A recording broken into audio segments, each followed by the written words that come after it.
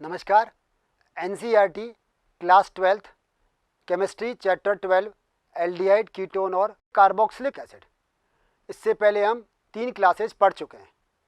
जो तीसरी क्लास थी उसमें हमने एल्डिहाइड और कीटोन की कुछ विशिष्ट अभिक्रियाओं के बारे में पढ़ा था, जैसे एल्डोल कंडेंसेशन के बारे में जाना था, क्रॉस एल्डोल कंडेंसेशन के बारे में जाना हमने। इसके अलावा कैनिज़ारो रिएक्शन के बारे में जाना। इसके अतिरिक्त हमने जो बात की थी वो हमने इनके यूजेस के बारे में बात की थी, इनकी एप्लीकेशंस के बारे में बात की थी।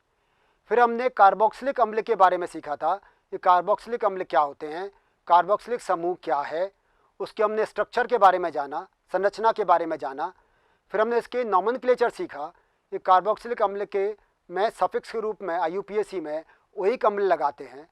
फिर हमने उसकी मेथड ऑफ प्रिपरेशन के बारे में जाना था कि किस प्रकार से एल्डिहाइड कीटोन या अल्कोहल के ऑक्सीडेशन से कार्बोक्सिलिक अम्ल बनते हैं। हमने यह भी जाना था कि नाइट्राइल के हाइड्रोलाइसिस से अथवा एसिड डेरिवेटिव्स के हाइड्रोलाइसिस से भी कार्बोक्सिलिक अम्लों का निर्माण किया जा सकता है।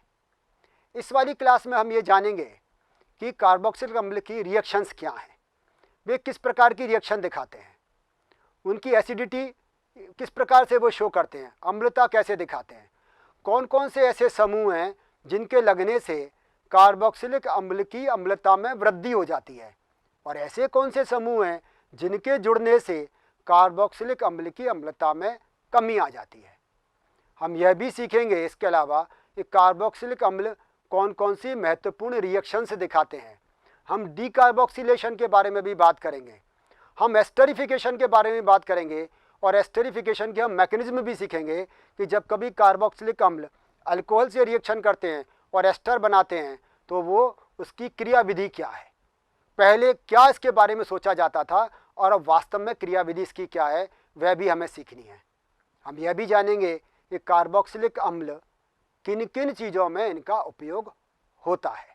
तो ये बिल्कुल विस्तार से हमें पढ़ना है इसमें कि कार्बोक्सिलिक अम्ल की सभी रिएक्शंस, कौन कौन से ग्रुप इसकी एसिडिटी को बढ़ा देते हैं, कौन कौन से ग्रुप इसकी एसिडिटी कम कर देते हैं, इनके एसिडिटी का ऑर्डर क्या है। ये कंपटीशन एग्जाम में बहुत आता है, इसको आप गहराई से सीखिएगा, गहराई से समझिएगा कि कौन से समूह लगने पर अम्लता में वृद्धि होती है, कौन से समूह लगने पर अम्लता में कमी आती है, और इनका ये एसिडिटी का ऑर्डर इंक्रीजिंग ऑर्डर या डिक्रीजिंग ऑर्डर क्या है। ये आप जरूर ध्यान से इसको समझिएगा क्योंकि ये काफ़ी इंपॉर्टेंट है और कंपटीशन एग्जाम्स में इसको काफ़ी पूछा जाता है। तो हम शुरुआत करते हैं कार्बोक्सिलिक अम्ल की रिएक्शंस के बारे में, उसकी एसिडिटी के बारे में। रासायनिक अभिक्रिया है। सबसे पहले एसिडिटी या अम्लता, धातु अथवा क्षारों के साथ अभिक्रिया। एल्कोहल की तरह कार्बोक्सिलिक अम्ल विद्युत धनी धातुओं के साथ क्रिया करके हाइड्रोजन मुक्त करते हैं और फिनोलों की तरह क्षार के साथ अभिक्रिया करके लवण बनाते हैं। आप ये देखें RCOOH, इसकी रिएक्शन यदि हम सोडियम के साथ कराएंगे तो ये सोडियम कार्बोक्सिलेट और हाइड्रोजन बनेगा। बहुत तेज़ी से रिएक्शन होती है, ये बड़ी एफर्वेसेंस के साथ रिएक्शन होती है, फास्ट रिएक्शन है, और तुरंत क्या बन जाता है, सोडियम कार्बोक्सिलेट बन जाता है। यह दुर्बल क्षारक जैसे कार्बोनेट, सोडियम हाइड्रोजन कार्बोनेट के साथ अभिक्रिया करके कार्बन डाइऑक्साइड गैस उत्पन्न करते हैं। यह अभिक्रियाएं यौगिक में उपस्थित कार्बोक्सिलिक समूह को पहचानने में प्रयुक्त की जाती हैं। अब आप देखो ये रिएक्शन एग्जाम में पूछेगा कि ऐसी रिएक्शन लिखिए जिसमें आप किसी कार्बनिक पदार्थ में कार्बोक्सिल समूह की उपस्थिति का पता लगा सकते हैं। तो उसका क्या है कि जब कभी भी किसी भी समूह में या किसी यौगिक में सोडियम हाइड्रोजन कार्बोनेट डालते हैं और एफर्वेसेंस के साथ गैस निकलती है, तेजी के झाग के साथ गैस निकलती है, इसका मतलब उसमें जो पदार्थ उपस्थित है उसमें समूह कार्बोक्सिलिक एसिड है। और वो शर्त क्या है, वो जो गैस निकल रही हो वो कार्बन डाइऑक्साइड हो। समझने की कोशिश करो कि कार्बोक्सिलिक अब समूह किसी पदार्थ में उपस्थित है, उसमें डालो सोडियम हाइड्रोजन कार्बोनेट। जैसे ही सोडियम हाइड्रोजन कार्बोनेट डालोगे तेजी के साथ झाग बनेंगे, एफर्वेसेंस बनेंगे और गैस निकलेगी। उस गैस को यदि लाइम वाटर से पास करते हैं और वो मिल्की हो जाता है, इसका मतलब वो गैस कौन सी थी, कार्बन डाइऑक्साइड है। और कार्बन डाइऑक्साइड गैस है, इसका मतलब जो लिया गया पदार्थ है उसमें कार्बोक्सिल समूह उपस्थित है। तो ये कार्बोक्सिल समूह की पहचान है, ये इसका आइडेंटिफिकेशन टेस्ट है कार्बोक्सिल समूह का। या तो सोडियम हाइड्रोक्साइड या फिर सोडियम हाइड्रोजन कार्बोनेट डालने पर ये कार्बन डाइऑक्साइड गैस निकलती है, तेजी के साथ झाग निकलते हैं, एफर्वेसेंस के साथ ये अभिक्रिया होती है और CO2 गैस बाहर निकलती है। कार्बोक्सिलिक अम्ल जल में वियोजित होकर कार्बोक्सिलेट ऋणायन तथा हाइड्रोनियम आयन देते हैं जो अनुनाद द्वारा स्थायित्व को प्राप्त करता है। यहाँ आप देख रहे हैं कि ये जो कार्बोक्सिलिक अम्ल है, ये कार्बोक्सिलिक अम्ल H2O से रिएक्शन करेगा तो H3O पॉजिटिव बन जाएगा, और ये जो H था ना, ये H पॉजिटिव ग्रुप में तो इस पर जुड़ गया ऑक्सीजन पर, और यहाँ आ गया नेगेटिव चार्ज। अब जब ये नेगेटिव चार्ज जो आ गया, अब ये इसने इसको इलेक्ट्रॉन दिए, ये वाला डबल बॉन्ड वाला ऑक्सीजन इलेक्ट्रॉन ले गया, तो ये नेगेटिव हो गया, ये पॉजिटिव हो गया, तो हमारे पास दूसरी स्ट्रक्चर ये बन गई। तो कार्बोक्सिलेट आयन की 2 रेजोनेटिंग स्ट्रक्चर्स बन जाती हैं और ये स्टेबल हो जाता है। अब देखो यहाँ एक बात समझने की है कि कार्बोक्सिलिक अम्ल में और कार्बोक्सिलेट आयन में कौन ज़्यादा स्थायी है। यहाँ समझो, देखो बात को ध्यान से। देखो कार्बोक्सिलेट आयन की रेजोनेटिंग स्ट्रक्चर हमने पिछली क्लास में सीखी थी, और अब हमने देखी कार्बोक्सिलेट आयन की। अब दोनों में अंतर देखिए, और फिर देखिए कि हम ये बताएंगे कार्बोक्सिलेट आयन कार्बोक्सिलिक अम्ल की तुलना में ज़्यादा स्थायी है। याद करें, पिछली क्लास में जब हम कार्बोक्सिलिक अम्ल की संरचना देख रहे थे, उसकी अनुनादी संरचना देख रहे थे, तो हमने कहा था कि एक ऑक्सीजन जो डबल बॉन्ड वाला ऑक्सीजन है इलेक्ट्रॉन ले जाता है तो वो ऑक्सीजन नेगेटिवली चार्ज हो जाता है, और जो OH वाला ऑक्सीजन था वो अपने इलेक्ट्रॉन, जो लोन पेयर ऑफ इलेक्ट्रॉन थे, वो कार्बन को दे देता है। डबल बॉन्ड आ जाने के कारण से ऑक्सीजन पर पॉजिटिव चार्ज आ जाता है। तो OH वाले ऑक्सीजन पर पॉजिटिव चार्ज और डबल बॉन्ड वाले ऑक्सीजन पर नेगेटिव चार्ज आ गया। ये स्ट्रक्चर आपको याद आ गई, पिछली क्लास में पढ़ी थी। 2 रेजोनेटिंग स्ट्रक्चर बन रही थी।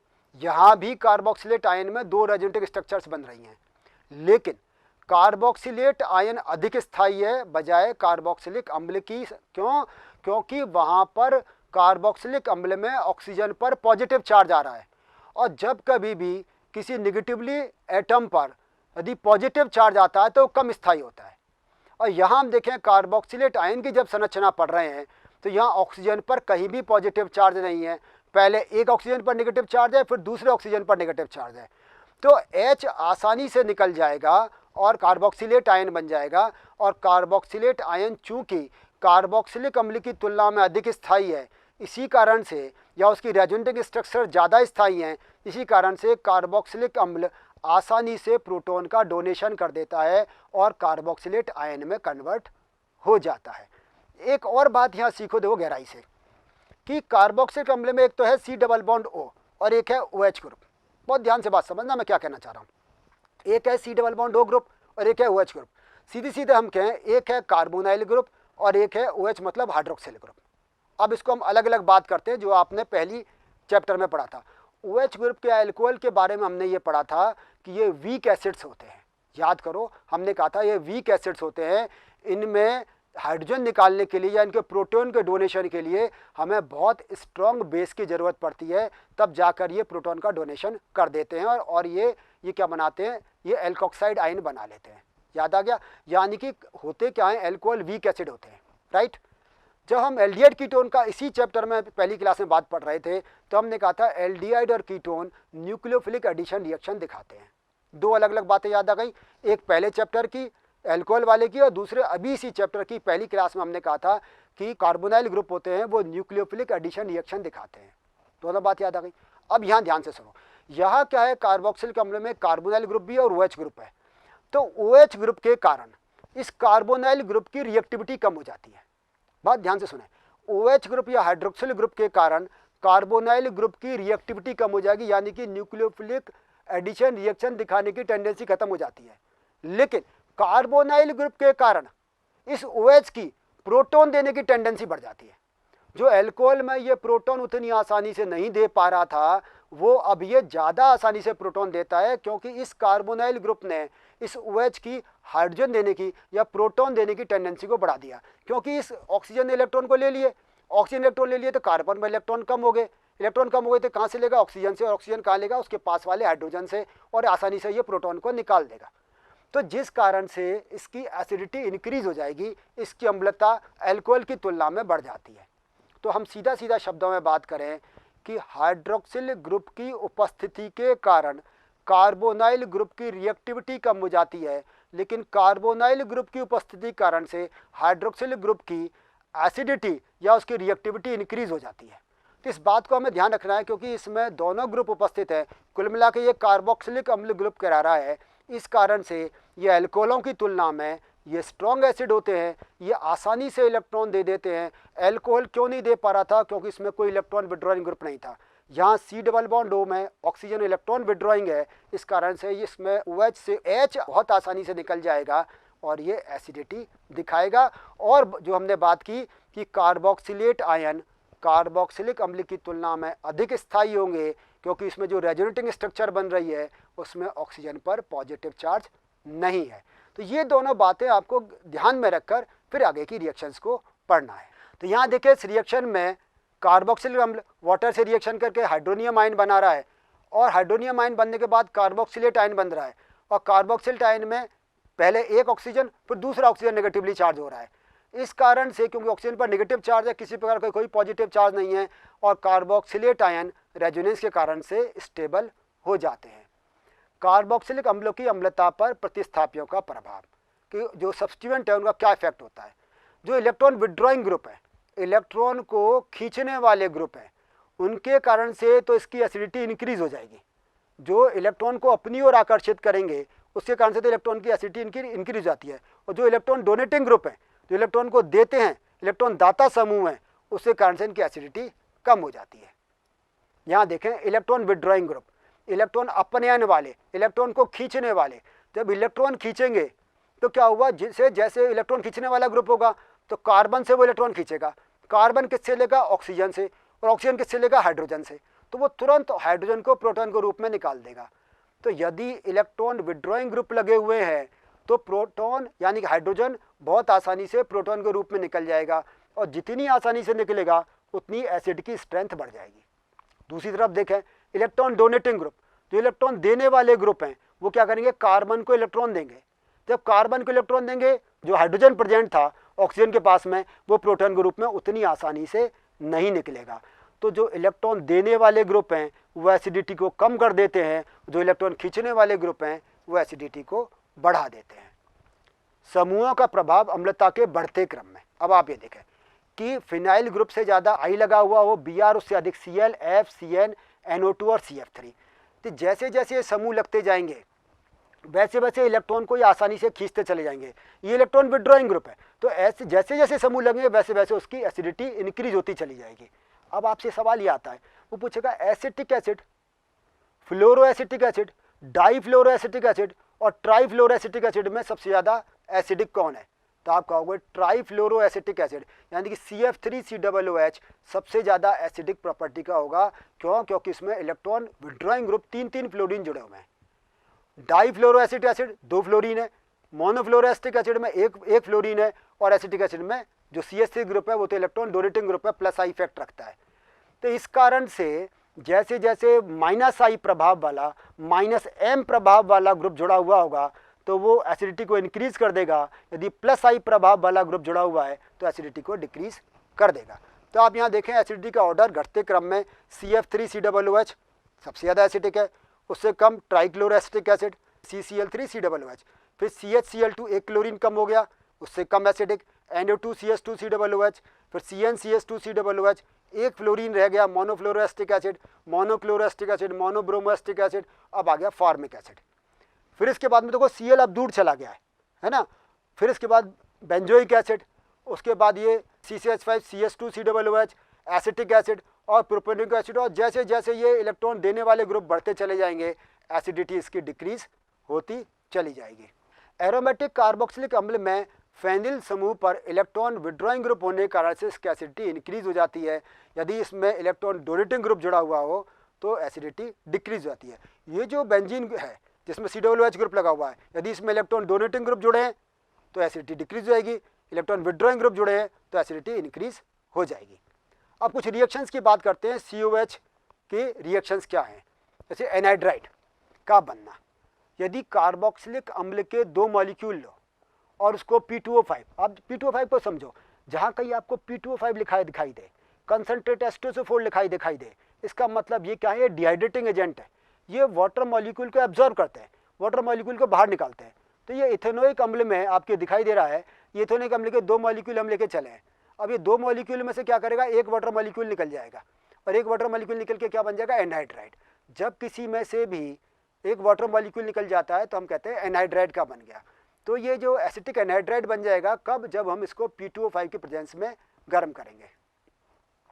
एस्टरिफिकेशन में करते बड़ी इंपॉर्टेंट रिएक्शन है।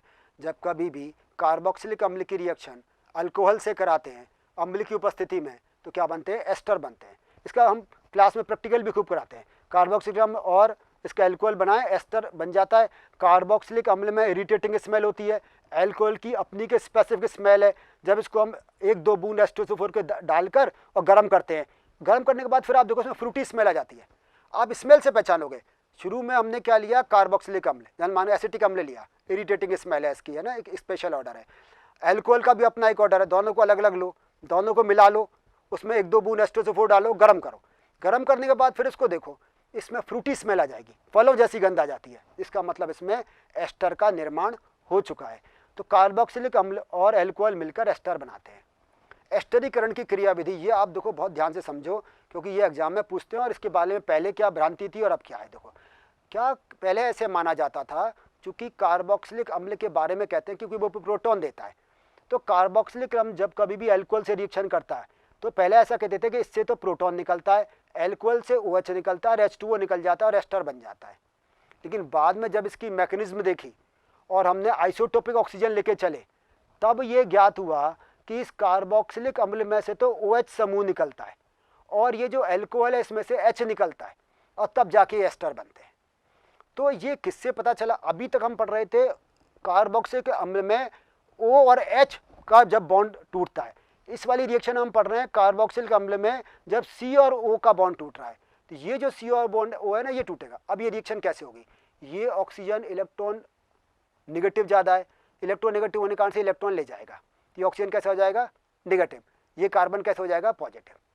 अब यहाँ पर ये H का एडिशन होगा, H का एडिशन किसके पास जाएगा, ये O के पास। क्यों गया कि ऑक्सीजन हो गया था नेगेटिव, ये H इसके पास चला गया, तो क्या स्थिति बन गई, ये OH पॉजिटिव हो गया, ये इलेक्ट्रॉन इस पर आ गए थे, ये सिंगल बॉन्ड में कन्वर्ट हो जाएगा और ये OH आ गया। और ये कार्बन क्योंकि सिंगल बॉन्ड में कन्वर्ट हो जाएगा इस इलेक्ट्रॉन के जाने से, पहले H इस पर जुड़ा, जुड़ने के बाद इसने अपने इलेक्ट्रॉन इसको दिए, देने से हो गया कार्बन पॉजिटिव चार्ज।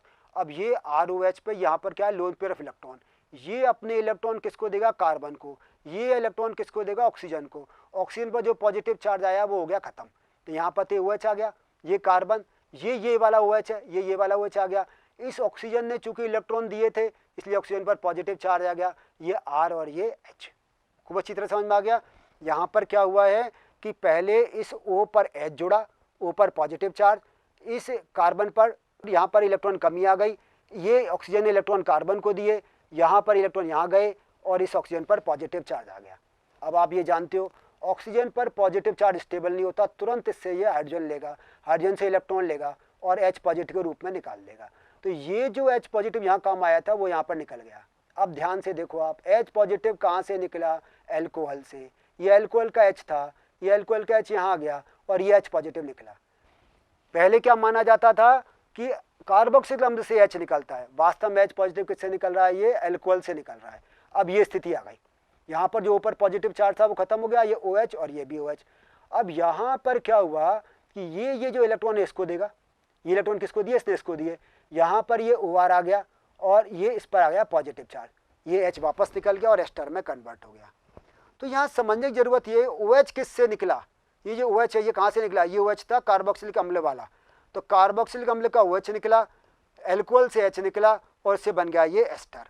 तो एस्टरिफिकेशन की रिएक्शन मैकेनिज्म को बहुत ध्यान से हमें समझना है, क्योंकि ये एग्जाम में ये आती है, उसमें हमें ये समझना होगा कि किस प्रकार से ये पहले प्रोटोनेटेड एस्टर और बाद में ये एस्टर में कन्वर्ट हो रहा है, और इस एस्टर बनने में कार्बोक्सिलिक अम्ल से OH और अल्कोहल से H निकलता है। इसके अलावा PCl3, PCl5 और SOCl2 के साथ अभिक्रिया, इनमें किसी के साथ अभिक्रिया कराएं एसिड हैलाइड बन जाते हैं। कार्बोक्सिलिक अम्ल लें, PCl5 के साथ रिएक्शन करेंगे तो RCOCl, PCl3 और HCl बनेगा। यदि हम PCl3 के साथ रिएक्शन कराएंगे तो RCOCl और H3PO3 बनता है।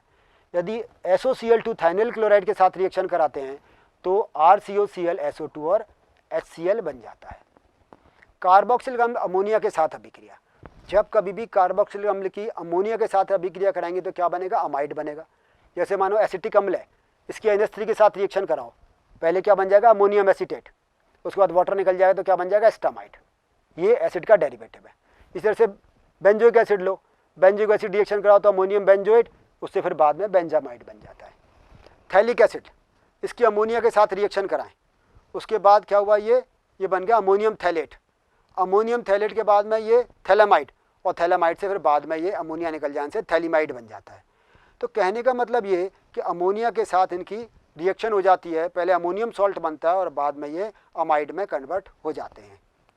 रिडक्शन, कार्बोक्सिलिक अम्ल लिथियम एल्यूमिनियम हाइड्राइड अथवा डाइबोरेन के साथ प्राइमरी अल्कोहल में कन्वर्ट हो जाता है। तो कार्बोक्सिलिक अम्ल की रिडक्शन कराएं लिथियम एल्यूमिनियम हाइड्राइड के साथ में अथवा ईथर की उपस्थिति में B2H6 के साथ रिएक्शन कराएंगे तो पहले एल्डिहाइड में फिर बाद में प्राइमरी अल्कोहल में कन्वर्ट हो जाएगा।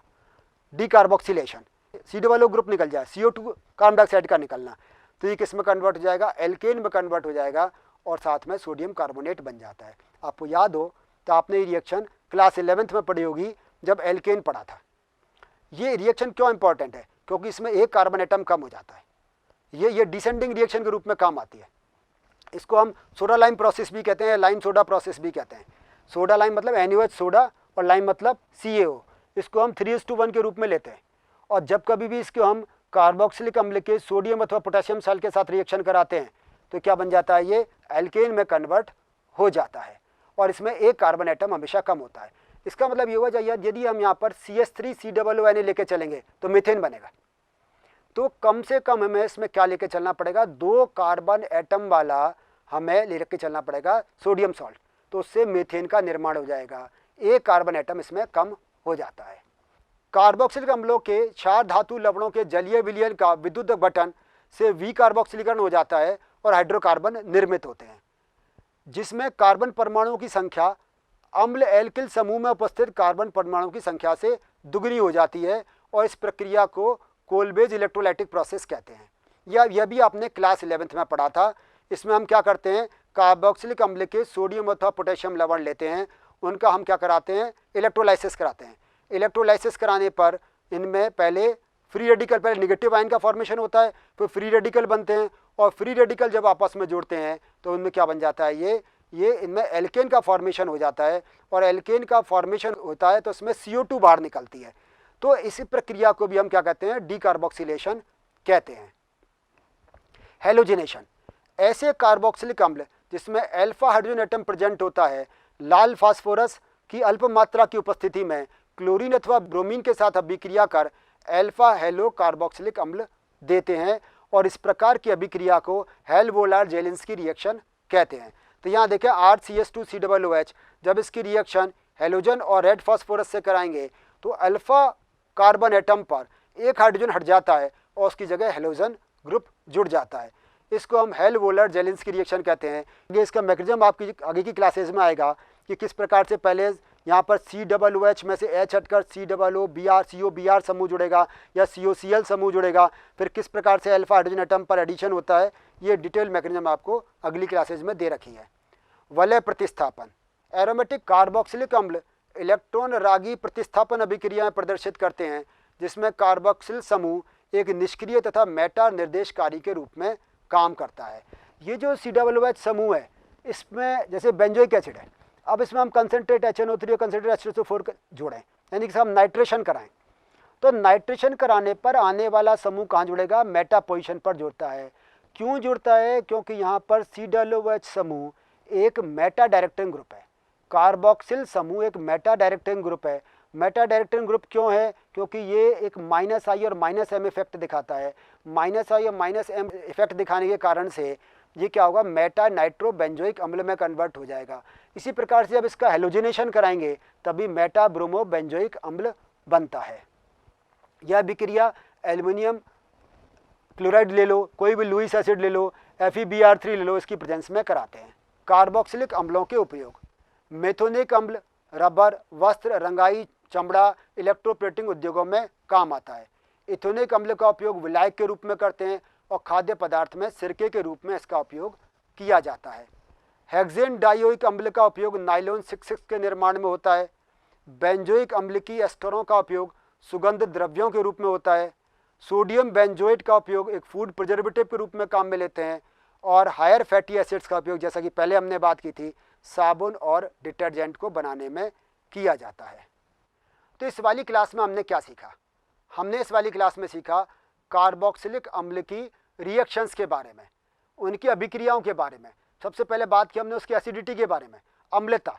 हमने कहा था कि C double bond O carbonyl समूह की उपस्थिति कारण से OH समूह की प्रोटॉन देने की टेंडेंसी बढ़ जाती है, यानी कि एसिडिटी इंक्रीज हो जाती है। फिर हमने देखा कि ऐसे कौन कौन से ग्रुप हैं जो लगाने पर इसकी एसिडिटी को इंक्रीज कर देते हैं, यानी कि इलेक्ट्रॉन विड्रॉइंग ग्रुप लगाने पर इसकी एसिडिटी इंक्रीज हो जाती है, और ऐसे कौन कौन से ग्रुप हैं जो कार्बन से लगाने पर इनकी एसिडिटी डिक्रीज हो जाती है। जो इलेक्ट्रॉन डोनेटिंग ग्रुप होते हैं वो इनकी एसिडिटी को डिक्रीज कर देते हैं। फिर हमने इसका ऑर्डर देखा, इनका इंक्रीजिंग या डिक्रीजिंग ऑर्डर एसिडिटी का क्या है। उसके बाद हमने इसकी रिएक्शंस के बारे में जाना कि हमने डीकार्बोक्सिलेशन रिएक्शन के बारे में जाना, हमने इसकी हेलोजिनेशन रिएक्शंस के बारे में जाना कि फास्फोरस के हैलाइड्स के साथ में क्या रिएक्शन होती है, और सबसे इंपॉर्टेंट बात हमने इसकी एस्टरिफिकेशन मैकेनिज्म के बारे में जाना कि जब कभी भी कार्बोक्सिलिक अम्ल की अभिक्रिया एल्कोहल से कराते हैं एस्टर्स बनते हैं जिनमें कार्बोक्सिलिक अम्ल समूह से OH और एल्कोहल से H निकलता है और एस्टर का निर्माण हो जाता है। इसके बाद हमने कार्बोक्सिलिक अम्ल के उपयोगों के बारे में जाना कि विभिन्न कार्बोक्सिलिक अम्ल किस किस उपयोग में आते हैं। तो इस प्रकार से पूरा चैप्टर हमने सीखा एल्डिहाइड के बारे में, कीटोनों के बारे में, उनकी रिएक्शंस के बारे में, मेथड ऑफ प्रिपरेशन के बारे में, किस प्रकार की रिएक्शन दिखाते हैं। फिर कार्बोक्सिल अम्ल के बारे में जाना, कुछ उनके डेरिवेटिव्स की बात की, उनकी रिएक्शंस को सीखा, उनके उपयोगों के बारे में जाना। इन सब को आपको बहुत ध्यान से देखना है, कौन सा सॉल्वेंट काम में लिया, क्या रिएक्शन मैकेनिज्म थी, किस प्रकार का रिएजेंट काम में लेते हैं, इंटरमीडिएट क्या बनता है, न्यूक्लियोफिलिक एडिशन रिएक्शन क्यों दिखाते हैं, एसिडिटी किस प्रकार से इंक्रीज होती है, कार्बोक्सिलेट आयन क्यों अधिक स्थायी है कार्बोक्सिलिक अम्ल की तुलना में, एसिडिटी का ऑर्डर क्या होगा। इस सब को बहुत गहराई से समझना है क्योंकि ये सब कंपटीशन एग्जाम में भी आता है और आगे की क्लासेज में भी आपको भी बहुत गहराई से समझना है। तो उम्मीद करता हूँ मैं आपको ये चैप्टर समझ में आ गया होगा। इसको आप वापस से पढ़ें, NCERT की बुक से पढ़ें और इसके क्वेश्चन से जो दिए हुए उनको करने की कोशिश करें। जितनी नेम रिएक्शंस हैं उनको बिना देखे लिखने की कोशिश करें, उनको याद करें। पहले रिएक्शन के हिसाब से उसका नाम क्या है, नाम के हिसाब से वो रिएक्शन क्या है, किसी भी तरीके से पूछ सकते हैं। आप रिएक्शन को जब लिख कर देखोगे तो आपको वो अच्छी तरह से याद हो जाएगी। मुझे लगता है आपको चैप्टर काफ़ी अच्छे से समझ में आ गया होगा। धन्यवाद।